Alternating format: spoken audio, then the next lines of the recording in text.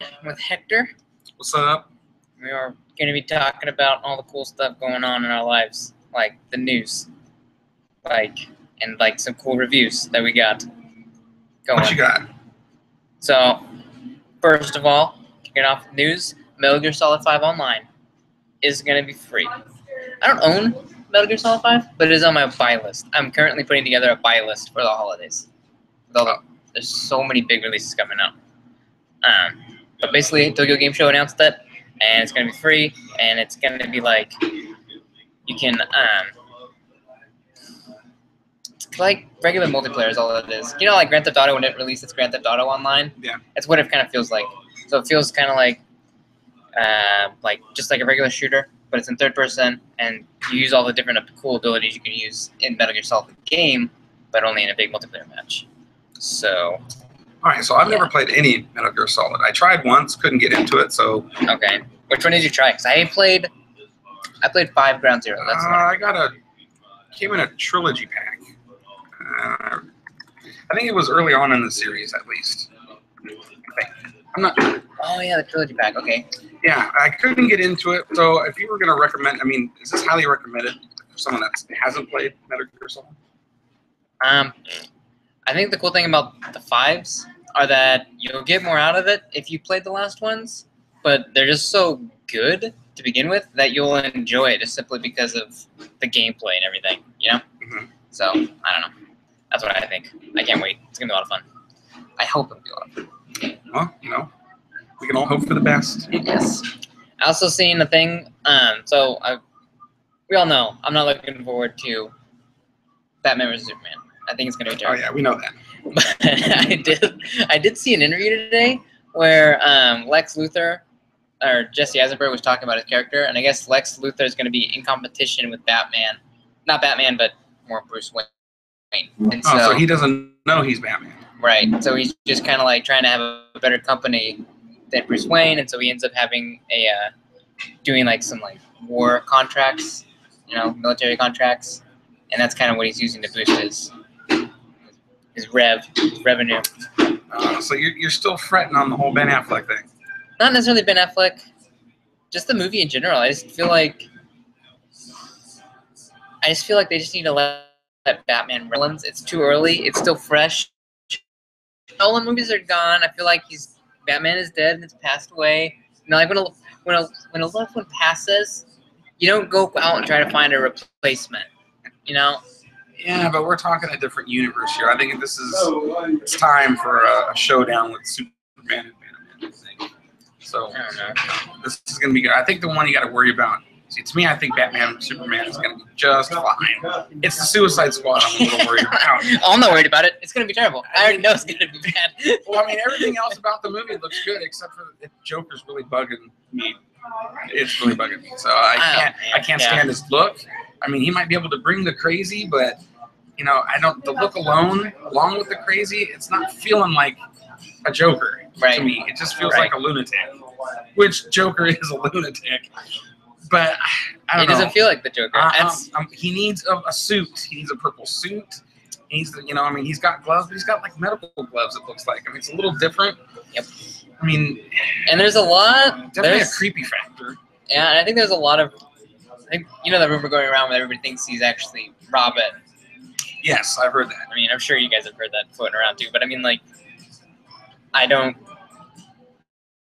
we're getting shafted either way. It's either we're not getting the original Joker, Mother Joker, that is actually Robin, and that's also not how the story takes place. So, well, we'll see what happens with that, I guess. Hopefully, it turns out to be whatever the case. I hope it turns out to be really good. We don't need a disappointment for DC at all. They can't afford it. Yeah, that's true. And the Batmans were good. Zack Snyder did a good job with Man of Steel. So we'll see. I don't know. Anyway, what's your special news? So earlier this week, I saw a trailer for The Good Dinosaur. Okay. A new Pixar film comes out November 25th of this year.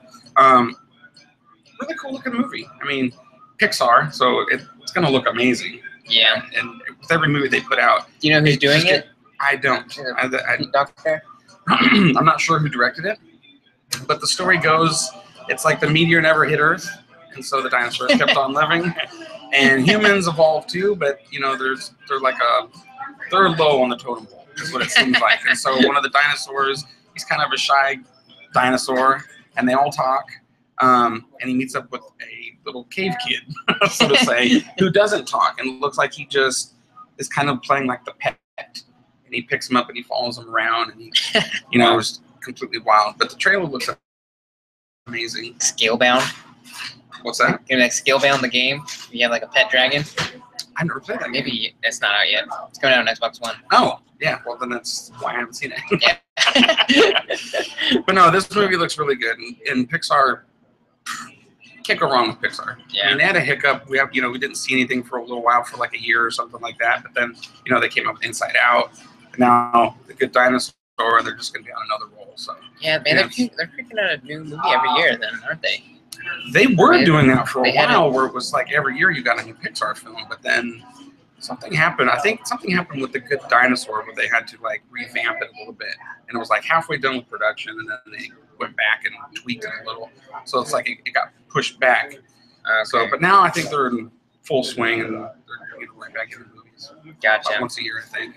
You know, because we got another Cars sequel coming out in the next few years. You know, another Nemo movie. Right. It's about Dory, and Incredibles 2, which, you know, we can't. Oh, I cannot wait for Incredibles 2. Especially since Brad Bird's doing it. Exactly. And you know what? I thought we deserved an Incredibles 2 a long time ago. Yeah, man. That was just really awesome. Yeah, I read a review the other day that Incredibles 2 will actually be more about the characters. Like as Brad Bird was talking about, he's like, it's actually be more about the characters, the superpowers. See, that's like all Pixar movies, though. But I think they did touch on that in The Incredibles. I mean, yeah. They were. You saw them in the beginning where they started were, you know, Mr. Incredible and what was his wife's name? She was all stretchy. Elastigirl, that's right. They weren't married, and you saw them get together, and then, you know, 20 years down the road or 15 years down the road, they're married, they're retired, he's fat, you know, so it's like, I thought we got that already. I'm hoping, you know, they ended with the Mole Man. Came up from the ground. I want them to see him continue with that. Yeah, I mean, like, or more of that. Yeah. You know, like maybe other super villains coming up. Exactly. Syndrome's obviously dead. I hope that's something to do with jet engine. Just dark for a Pixar movie. It's a Pixar film, so I mean, is he dead? Or did he just get spit out and got thrown 100 miles away? Who knows? I'm pretty sure he's dead. They were pretty clear that he was just a human last time I checked. When humans get sucked into jet engines, well, they you know, there is a video out there of something that happened in real life, or it was on an aircraft carrying the Navy, and some guy got sucked into a turbine. He survived. So he was never the same. Anything is possible. Yeah, I guess so. You know, we are talking about Disney Pixar here, so you know. Yeah, that could be interesting. I don't know. But anyway. Any more news? Anything else stand out for you this week? Anything that stand out to me? Not really, I guess. Nothing really that was kind of exciting me. I mean, just the norm, you know, getting more updates on Battlefront. And, Battlefront looks so good. Oh, yeah. They've been tweeting it. The IGN's has like their special beta access thing going on, like their early access to the beta, as you probably already know. Oh, yeah. You know, I just watched a video yesterday, and IGN released 60 seconds of Battlefront footage, and it was absolutely amazing. Graphics, everything about it was Star Wars. It was clean. Does it make you want to get an Xbox One now? It does. It makes me want to get an Xbox One. I can't afford it, so I'm going to have to sell my house just to get it. I'll play it in a box in an alleyway somewhere. You can bring it to my house. Oh man, I can't wait. That game's gonna be so good. Like I just like the first initial Holoth impressions. Where you see those speeders going around the AT-ATs, I felt like a little kid again. Oh man, this looks so good. Yeah, I know. So good. I know that. So this month by they I mean Xbox announced or they gave me the 2 free games, which is Tomb Raider Definitive Edition absolutely gorgeous. Like the game already looks good on the 360, but playing it on the Xbox One with 55 graphics, so good. Yeah. Yes, we're in a coffee shop. Yeah. This is a real candid. It's our lunch break. Our lunch show. break. Anything can happen. Yeah. People can come up, talk to us. It's part of the fun. But the other free game they're giving it was Valiant Hearts, which Valiant is Hearts. a Ubisoft game. So it's like a side scroller, but it's like one of like their like indie type games, you know. So it's a side scroller. You play as the whole thing takes place during World War I, and you play as an Austrian guy. He's like really old already, and so he leaves his daughter and his grandson to go fight the war against the Germans. And it's basically the story about him and how he meets this American, and how both of them basically are trying to track down this Baron that is like that killed the American's wife, and like you know the other guy, the old guy, has like no reason to go kill him too. What type of game is this? It's like it's hard to explain. It's one of those unique indie games where like the controls and everything are. It's a side scroller, so you're like running along the side, and you have like different like puzzles you have to solve. So you have to like break down a barrier. You get like a little dog that follows you around at some point, and so you gotta like send him over to go get like a key from a guard and sneak around, and it's really unique. Like if you send that dog, do you become that dog that way you go find the key? No. So like you would just be like, okay, so for example, you'd see the key over here in this room, but you're like, I can't get there, but the dog can crawl under this little like shaft and get it. And while it's there, maybe I have to pull this lever to raise him up so he can get on this level to come back to me and give it to me. So it's like all these like interesting puzzles that you have to solve. It's really fun.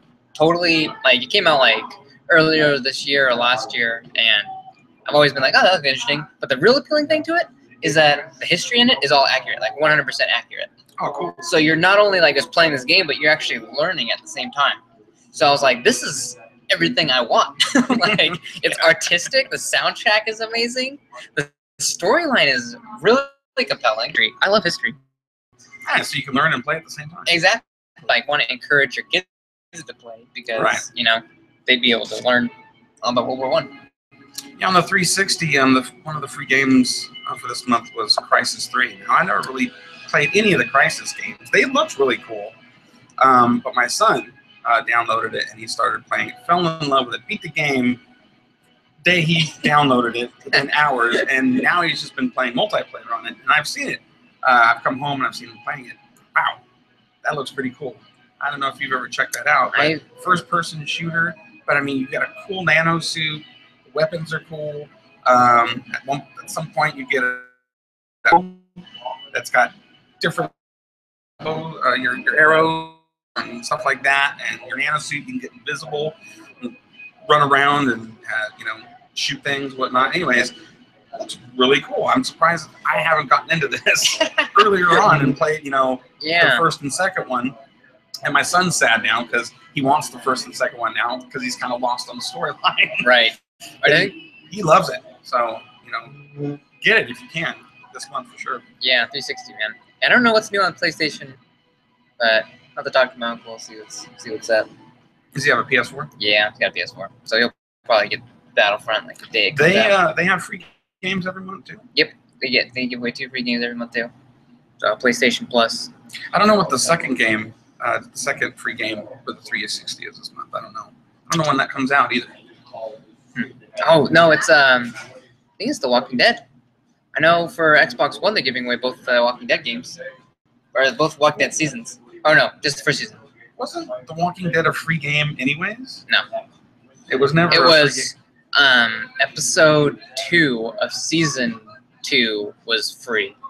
Oh, okay. Or episode 1 of season 2 was free. Gotcha. But that was interesting. I don't know if I'll download that, just because from what I played, there was kind of a lot of language in it, like a ton of language. Right.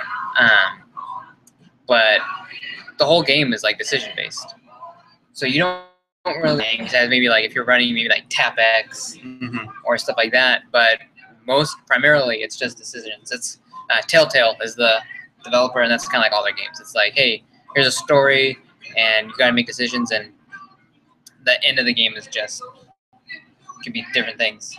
So pretty crazy. Usually they try to make the decisions pretty heavy. Like, so you make like a bunch of small decisions, and by the end of it, it's like one big decision. You're like, what? Yeah. What do I do? Who do I see? I thought he was on my side. You know? Yeah. So, but anyway, pretty cool stuff. But anyway, so that's our news and reviews. What have you been doing in your free time? Like shows have you been checking out? Oh, well, I guess nothing really too nerdy. I guess I have been reading an autobiography on a musician. Kind of doing it on my free time. But if I was going to get in the spirit of this month for October, and Halloween's at the end of the month, all your nerd dads out there, I kind of watch Ghost Adventures, Ghost Hunter type stuff. So to kind of get in the spirit of that holiday coming up, that's what I've been watching, and it's been pretty cool. If you're into stuff like that, a lot of people are skeptics. I myself, and that kind of stuff, and not all of it. Believable on the show. You're gonna find yourself go every once in a while. But most of the time, I should say, it's really cool stuff that they find. So, that's what I've been watching. Cool, man. Cool. I've been like juggling 3 or 4 different games. But I mean, if I'm being honest, most of my time's been spent playing Heroes of the Storm. Right. We're trying to get like a team together to go play a tournament next year. So we've been practicing. When it comes to games, I kind of went a little old school. Nothing new has been kind of like getting me to kind of got doled out, as you know, for a while. But I kind of finally got Splinter Cell Blacklist, and I've been kind of getting into that because I've always been a Splinter Cell fan. And how does it stack up against all the other Splinter Cells? It's fun. There's always something a little added with each game that they put out. You can do a little more. With this time around, you can kind of customize Sam Fisher a little bit more with his suit and his weapons and stuff like that. So that's pretty cool. So, it's not new, but hey, that's what I'm kind of playing, so to say. Well, I know if Trent was here, he'd say he'd be playing Destiny the Taken King. And I'm not gonna lie, I've been playing some of that too. And it is, bro, I'm telling you right now, that thing is like, I keep finding more and more content in that game. Like, there's so much stuff to do. Probably one of the best expansions I've ever played in my life. Like, hands down. Like, there's the guns. There's so many missions. So many reasons to get frustrated. Is there unlimited weapons in this game? I have not. There's not unlimited weapons, but there's a lot of weapons. It's not like Borderlands where there's like Borderlands a bajillion guns that they said in their ad, or a gajillion, whatever it was. No, I haven't played the Destiny, but my oldest son has, and he's absolutely in love with it. He's been up to date on everything about Destiny. So you play with my son. Yeah, we play all the time. We used to before I got an Xbox. You left us behind. I know, I upgraded. But man, that game was good. So anyway, trying to think what else. I haven't really watched a whole lot of TV shows or movies. I'm finding out that I get bored watching TV and movies. There's not a whole lot out there that's really all that exciting. I mean, everybody's got a show that they like. Ranging from a thriller to something political to something kind of scary, action, whatever. It's all out there, but I don't know. I don't think it's really been grabbing me either. So I know you watched the Star Wars animated series on Netflix. How was that? The Clone Wars is absolutely amazing. I mean, if you're just hungry for Star Wars, I highly recommend, especially Force Awakens comes out in just a couple months. Yeah. And if you really can't wait for that, hey, I recommend Clone Wars. There's plenty of seasons out there. There's like 7 seasons. That last season is kind of like a half season. But it's got great storylines. Each season is story arcs that go for 5-6 episodes. It's just awesome. Awesome stuff. I mean, you get origin stories from favorite characters you won't even see in the Star Wars universe, but you know that they're there. Right. And you get little snippets here and there of these characters. It's just, it's awesome. Animation is great. It's not cheesy at all. It's really good stuff. Cool. I mean, if you're really into that Star Wars lightsabers and the Force and all of that, It's awesome. Nice. Just as good as the films. Really? That's what I've been hearing. I watched some of it myself, and I was like, this actually is pretty decent. Oh, yeah. I highly recommend it. Now, I haven't seen... I've watched maybe one episode of Rebels. I haven't really gotten into Rebels yet. I wish they put that on Netflix. I keep saying that. I wish they put that on Netflix. And then it comes on Netflix, I'm like, I'll watch it later. Like Gotham. I've been wanting Gotham to come out on Netflix for like ever. It's finally out, and I'm like, I should finish Daredevil first. Yeah, see, that's something I have to watch too. It's like I haven't even started Daredevil, and that's why I got Netflix in the first place. Yeah. I just get sidetracked. I was like, oh, Netflix has this. Oh, Netflix has that. Yeah. Well, I haven't seen this in a long time. So, yeah, it happens. Yeah. So anyway, check us out on the internet. I mean, we're on Instagram, we're on Twitter, we're on Facebook. Check out our website, and have a good week, guys. Yeah, hopefully next time I'll be a little bit better at what I'm doing. You're a great Hector. Thank you, Hector. You did a great job on the show. All right, goodbye. See ya.